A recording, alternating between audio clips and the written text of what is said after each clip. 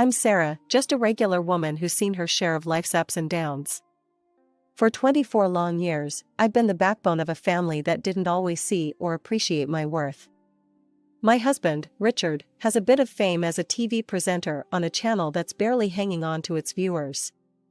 Then there's my daughter, Emily, who at 18 thinks she's got the world figured out, and my son, Mark, who moved out to start his own life at 23. After spending the best years of my life making sure everyone else was taken care of, I decided it was high time to dust off my old dreams. I used to be pretty good with dogs, even trained as a handler once. So, I got a job at the pet shelter down the road. You'd think I'd announced I was running off to join the circus, the way Richard reacted. Working at a shelter, Sarah? Really? Have you lost your mind? Richard scoffed as he flipped through the channels, not even looking at me. It's just part-time, and I like it. It makes me happy, I replied, trying to keep my voice steady against his disdain.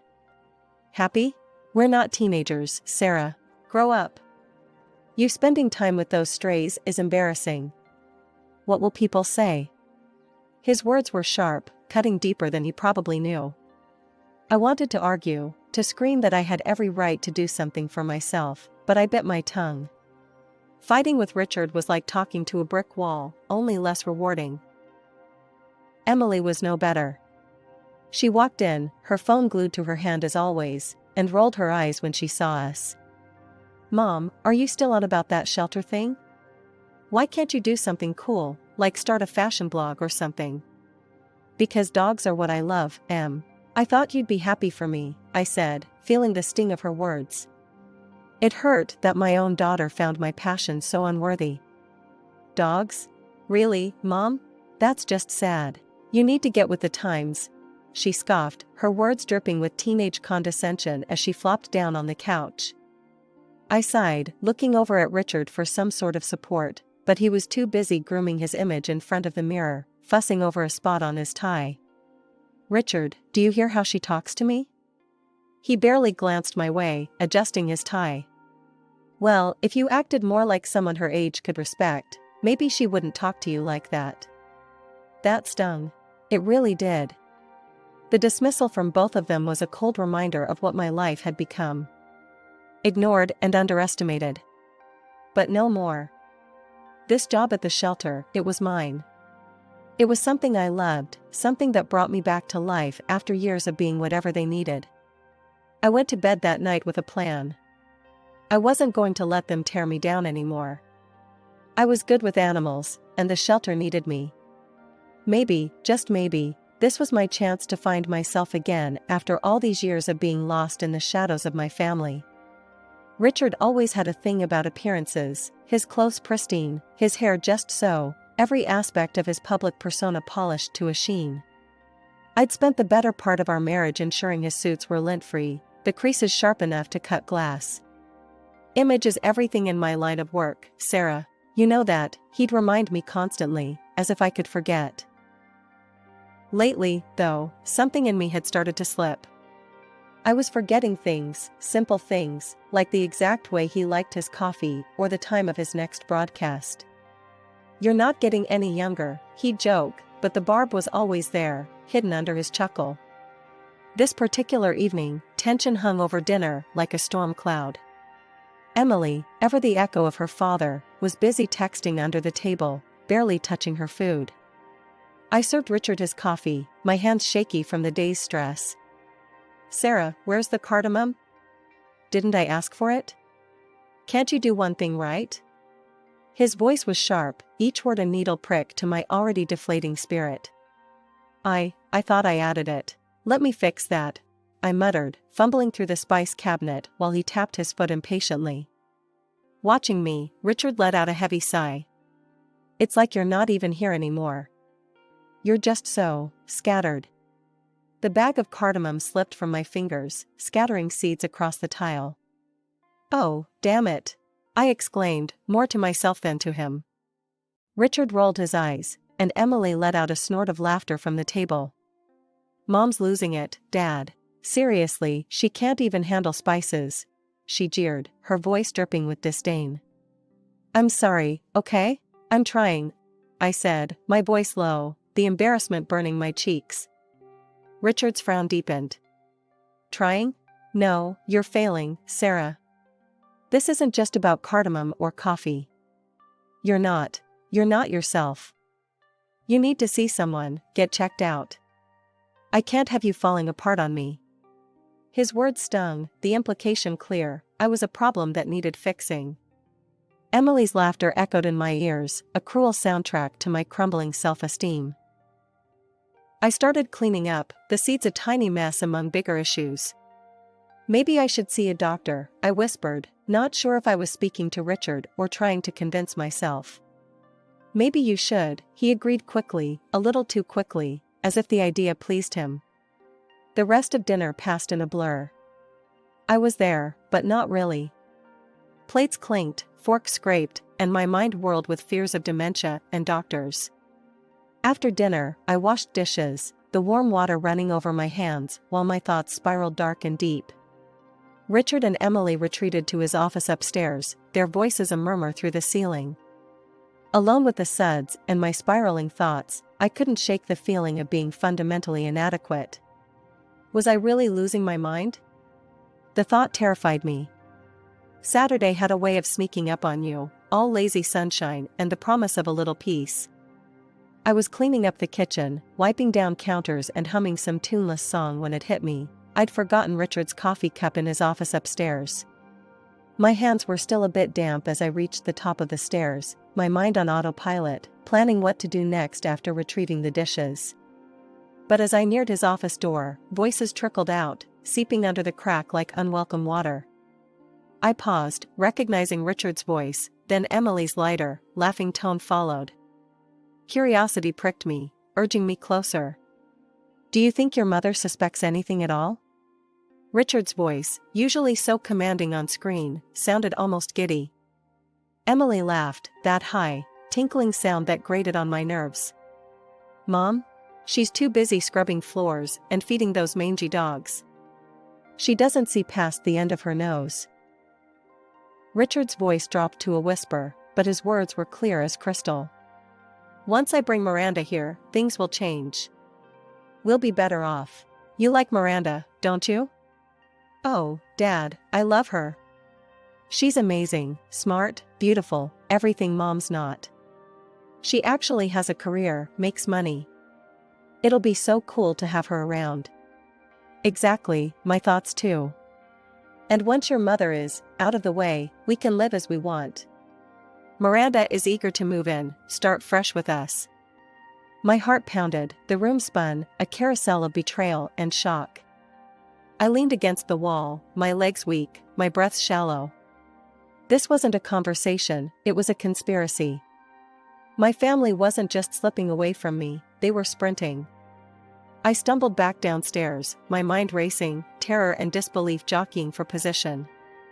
By the time I reached the living room, my legs gave out, and I collapsed onto the sofa, my breaths coming in jagged pulls. I must have looked a sight because when Emily came down later, her brow furrowed slightly, a crack in her usual indifferent armor. Mom, you okay? You look like you've seen a ghost. Her voice, tinged with faux concern, made my stomach churn. I couldn't confront her, not yet. I needed time, a plan. But what? Just tired, honey. Very tired.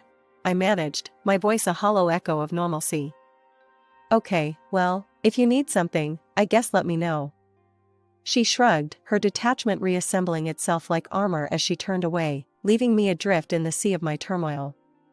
Sunlight was already sneaking through the curtains when I woke up, my mind a tangled mess of dreams and nightmares, all mixing together until I couldn't tell one from the other. For a fleeting moment, I hoped that what I'd overheard last night was just another bad dream. I shuffled into the kitchen, still in my nightgown, my thoughts as disheveled as my hair. Richard and Emily were already there, their morning routine in full swing as if our world hadn't just shifted on its axis. Morning, I mumbled, reaching for the coffee pot. The strong aroma did nothing to clear the fog in my brain. Good morning, Mom, Emily said, a little too cheerfully. Richard just nodded, his eyes glued to his phone. But then, their eyes met, and they shared a quick, secretive smile, a small, poisonous thing that didn't reach their eyes. That smile, it was like a slap, waking me up better than the strongest coffee ever could. They didn't know I'd seen it, but it was all the confirmation I needed that last night wasn't a figment of my imagination. I'm heading to the shelter today. Lots to do, I announced, trying to keep my voice steady. They barely acknowledged it, just nods and mumbles, their minds obviously elsewhere. As soon as breakfast was over, I made my way to the little cafe down the street where I'd agreed to meet Mark. The whole walk there, my heart was pounding so loud I could barely hear the morning bustle around me. Mark was already there when I arrived, his face lighting up in a smile when he saw me. "Mom, are you okay? You look, I don't know, upset?" I forced a smile, but as I sat down, the facade crumbled. "Mark, I need to tell you something important," I started, my voice a shaky whisper. I told him everything, about the overheard conversation, the plans, the chilling disregard they had for me. Mark listened, his face hardening with every word. "Mom, are you sure you heard right? Maybe it was out of context?"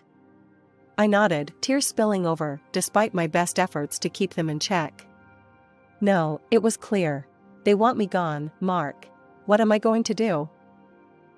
He reached across the table, taking my hands in his. Okay, let's not panic. We'll sort this out. I'll call Dave's dad, he's a private detective. He can help us get to the bottom of this." True to his word, Mark pulled out his phone and dialed right there, explaining the situation in low, urgent tones. Within minutes, he'd arranged for us to meet the detective.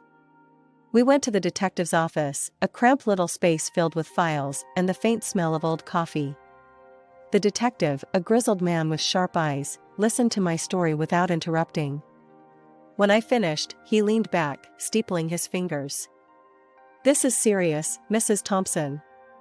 If what you're saying is true, we need to act quickly, but discreetly. I'll need some time to investigate, look into your husband's finances, his movements, check for any evidence of this woman he's involved with." Back home, I slipped back into my role, the doting wife and mother, my heart heavy, my smile forced. Richard and Emily were none the wiser, caught up in their own secretive world. Every look, every whisper between them felt like a knife twisting deeper, but I bore it silently, waiting for the day I could confront them with the truth, armed with more than just my broken heart. When the call came from the detective, my heart was pounding so hard I could barely hold the phone steady. "Mrs. Thompson, we need to talk. It's urgent," he said, his voice a low rumble of seriousness that sent shivers down my spine. I agreed to meet him immediately, and Mark, sensing the gravity, decided to come along. We met at a nondescript coffee shop, a place where conversations could disappear into the hum of daily grind. The detective looked graver than the last time we'd seen him, his eyes sharp and assessing as we sat down. "Mrs. Thompson, we've uncovered quite a bit," he began, flipping open a small notebook brimming with notes. "Your husband's psychologist, if we can even call her that without spitting, is more than just a therapist. She's his lover, and they've been seeing each other for over a year." The words stung, each one a lash against the already raw edges of my betrayal. Mark's hand found mine under the table, a lifeline in the storm. "They're planning to get married," the detective continued. "And they don't plan on leaving you with much." How could he do this?" I whispered, my voice barely a thread of sound. "That's not even the worst part," the detective said grimly. "They've been drugging you. The lady friend suggested it, to make you appear unstable. They're using a powerful sedative, adding it to your tea. This would explain any memory lapses or confusion you've experienced recently." A cold dread settled over me, a fog so dense it threatened to choke. My own home, my sanctuary had become a trap. "The plan is to have you declared mentally unfit. They've even roped in some crooked doctors who would testify to your instability for a price," he added, his voice a blend of anger and pity. I felt sick, the coffee shop spinning around me. "My daughter, does she know about this?" "Yes, she's involved." His confirmation was a bullet, straight through whatever shred of hope I had left that Emily was still my little girl. We left the meeting with a plan simmering between us. At home, Richard greeted me with a cup of my favorite tea, his smile too sweet, too venomous. I took the cup with a trembling hand, my heart pounding against my chest like it wanted out. "Here, love, I made it just how you like it," Richard said, watching me with eyes I no longer recognized. "Thank you," I murmured, my voice a mask of normalcy over the scream inside. I waited for him to turn back to his newspaper, then I quietly poured the tea into the plant next to my chair, watching the liquid disappear into the soil. For the next several weeks, I played the part of the forgetful wife perfectly. I'd misplace keys, forget names, stumble over words. Richard and Emily watched with poorly veiled triumph, not knowing that with each act, I was silently sealing their fate. Richard's birthday was looming like a storm on the horizon. He had taken it upon himself to organize a lavish party, claiming it was because he couldn't trust me, the woman who couldn't remember the simplest things. "You're staying at home, Sarah," he had said with a patronizing tone that morning. "It's for the best, you know, with your condition." I nodded, a meek, submissive smile plastered on my face, while rage and resolve warred within me. "Of course, Richard. I wouldn't want to ruin your big day." As soon as the door shut behind Richard and Emily, my act dropped. I was on the phone with Mark within seconds. "It's time," I said, my voice a mix of nerves and determination. "I'm on my way, Mom. We'll show them," he replied, his tone as steely as mine felt. Dressed inconspicuously, we drove to the venue. The restaurant was buzzing with Richard's colleagues, friends, and even his well-groomed mistress, all gathered to celebrate. We slipped in unnoticed, taking cover behind a large pillar, just as Richard grabbed the microphone. "Ladies and gentlemen, thank you for joining me on this special day," he began, his voice dripping with faux humility. "Sadly, Sarah couldn't make it tonight. She's not been herself lately," he sighed, the crowd murmuring their sympathy. But, on a brighter note, his smile widened. "I've just been offered my own evening show on a major channel. It's a dream come true." The room erupted in applause, people clinking glasses as Richard basked in the adulation. That was our cue. I felt Mark's hand on my shoulder, squeezing gently. We moved toward the stage, my heart thumping in my chest like a drum. Just as the applause died down, we stepped into the light. Richard's face went from joyous to ashen in seconds, his eyes wide with shock. Mark didn't hesitate. He strode up and smoothly took the microphone from Richard's hand. "If I could have your attention, please," he announced. The room fell silent, all eyes on us. "I have a special gift for my father and his beloved," Mark continued, his voice calm but loud. A projector whirred to life behind us, and images flooded the screen, photos of Richard and his mistress, their intimacy undeniable. Whispers crescendoed into gasps as video clips rolled, their cozy dinners, their sneaky exits from her apartment. Then the audio played, clear and damning, discussions of drugging me, of bribing doctors, all to steal my place in this house, in this family. Richard and his mistress exchanged desperate looks, trapped by their own deceit. The crowd's murmurs grew louder, a mix of shock and anger vibrating through the air. I took the microphone from Mark, my hand steady, despite the turmoil around us. "I am not as ill as my husband hoped," I declared, my voice strong and clear. What you see on this screen, I arranged for this gift, especially for his mistress." The scandal erupted right then and there, the mistress fleeing the room with Richard stumbling after her. As the room buzzed with the aftershock, one of Richard's relatives approached me. "I recorded everything, Sarah. It's all on video. I'll send it to you," he whispered, handing me his business card. After the explosive reveal at Richard's birthday bash, the fallout was immediate and merciless. The video of his betrayal and scheming went viral overnight, replayed on every gossip show and news outlet you could think of. Richard, who had always craved the spotlight, finally got his wish, though not in the way he had hoped. The backlash was swift. His once promising career on television crumbled, the network dropped him like a hot potato, citing moral clauses and public outrage. Meanwhile, I took steps to untangle myself from the man I once vowed to stand by.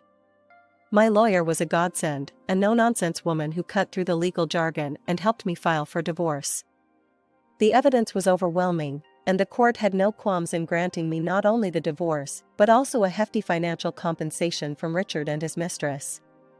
The fact that they had drugged me made it a criminal matter, too, but my focus was on severing ties, not extending court battles.